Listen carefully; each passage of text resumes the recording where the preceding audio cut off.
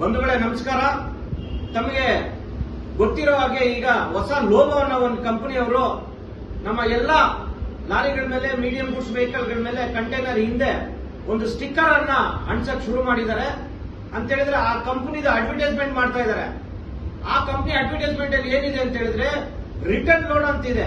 ಈಗ return load ತಗೊಂಡ್ರೆ ಇದು ಬಹಳಷ್ಟು ನಷ್ಟ ನಮ್ಮ ಟ್ರಾನ್ಸ್ಪೋರ್ಟ್ ಬುಕಿಂಗ್ ಅವ್ರಿಗಾಗ್ಲಿ ಬ್ರೋಕರ್ಸ್ಗಾಗ್ಲಿ ಬಹಳ ನಷ್ಟ ಉಂಟಾಗುತ್ತೆ.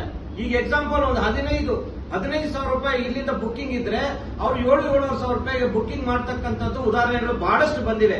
ನಾನು ನನ್ನ ಲಾರಿ ಮಾಲೀಕರನ್ನ ವಿನಂತಿ ಮಾಡ್ಕೊಳ್ತೇನೆ, ನಿಮ್ಮ ಸ್ವತ್ತು ಅದು, ನಿಮ್ಮ ಪ್ರಾಪರ್ಟಿ ಮೇಲೆ ನಿಮ್ಮ ಪರ್ಮಿಷನ್ ಇಲ್ದಿರಾ ಆತ ಹೇಗೆ ಆತನ ಕಂಪನಿನ ಅಡ್ವರ್ಟೈಸ್ಮೆಂಟ್ ಮಾಡ್ಕೊಂಡು ಆತನ ಕಂಪನಿ ಬೆಳೆಸ್ತಾ ಇದ್ದಾನೆ.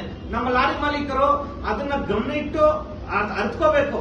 ಖಂಡಿತವಾಗ್ಲೂ ಎಲ್ಲ ಬಂದು ನಮ್ ಜೊತೆ ಕೈ ಜೋಡಿಸಿ ಅವ್ನು ಏನ್ ಅಡ್ವರ್ಟೈಸ್ಮೆಂಟ್ ಮಾಡ್ತಿದ್ದಾನೆ ಅದಕ್ಕೆಲ್ಲ ಅವನ ಕಡೆಯಿಂದ ನಾವು ಕಾಂಪನ್ಸೇಷನ್ ತಗೊಳ್ಳೋಣ, ಇಲ್ಲಾಂದ್ರೆ ಒಂದು ಕೇಸ್ ಮಾಡೋಣ. ಈ ಬುಕಿಂಗ್ ಅವರು ಅಷ್ಟೇ, ಏಜೆಂಟ್ ಅವರು ಅಷ್ಟೇ ತಮ್ಮಲ್ಲಿ ಮನವಿ ಮಾಡ್ತೀನಿ. ಈ ರಿಟರ್ನ್ ಲೋಡ್ ಇಂದ ಬಹಳಷ್ಟು ನಷ್ಟ ಆಗ್ತಾ ಇದೆ. ಎಲ್ಲ ಬಂದಿರತಕ್ಕಂತ ಆನ್ಲೈನ್ ಕಂಪನೀಸ್ ಏನಿದೆ, ವಿಲ್ಸೈ ಆಗಿರ್ಬೋದು, ಈ ಲೋಗೋ ಆಗಿರ್ಬೋದು, FR8 ಆಗಿರ್ಬೋದು, ನಮ್ಮ ಟ್ರಾನ್ಸ್ಪೋರ್ಟ್ ಇಂಡಸ್ಟ್ರಿನ ಹಿಂಡಿತಾ ಇದ್ದಾರೆ. ನಮ್ಮ ಲಾರಿ ಮಾಲೀಕರು ರಕ್ತ ಬಸ್ತು ಇವತ್ತು ನಾವು ಒಡವೆಗಳನ್ನ ಇಟ್ಟು ನಾವು ಗಾಡಿ ಸಾಲ ಖರೀದಿ ಮಾಡಿ ಆ ಲಾರಿಗಳನ್ನ ಇವ್ರಿಗೆಲ್ಲ ಇಂತ ಒಂದು ಚೀಪ್ ರೇಟ್ ಕೊಟ್ಟು ನಮ್ಮ ಪ್ರಾಪರ್ಟಿ ಮೇಲೆ ಅವರ ಒಂದು ಅಡ್ವರ್ಟೈಸ್ಮೆಂಟ್ ತಗೊಳ್ತಾ ಇದ್ದಾರೆ. ತಮ್ಮ ಲಾರಿ ಮಾಲೀಕರೇ, ನೀವು ಇವಾಗಾದ್ರೂ ಎಚ್ಚೆತ್ಕೊಳ್ಳಿ. ನಿಮ್ಮ ಗುಂಡಿನ ನೀವೇ ತೊಡ್ಕೊಳ್ತಾ ಇದ್ದೀರಾ.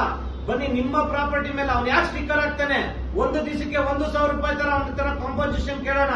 ಅವನ್ ಕಂಪ್ನಿ ಅಡ್ವರ್ಟೈಸ್ಮೆಂಟ್ ಮಾಡ್ಕೊಂತಾ ಇದ್ದಾನೆ, ಅವನ್ ಕಂಪ್ನಿ ಬೆಳೆಸ್ತಾ ಇದ್ದಾನೆ. ನಿಮ್ಮ ಪ್ರಾಪರ್ಟಿ ಮೇಲೆ ನಿಮ್ಮನ್ನ ಯೂಸ್ ಮಾಡ್ಕೊಂಡು ಅವ್ನು ಬೆಳೆಸ್ತಾ ಇದ್ದಾನೆ.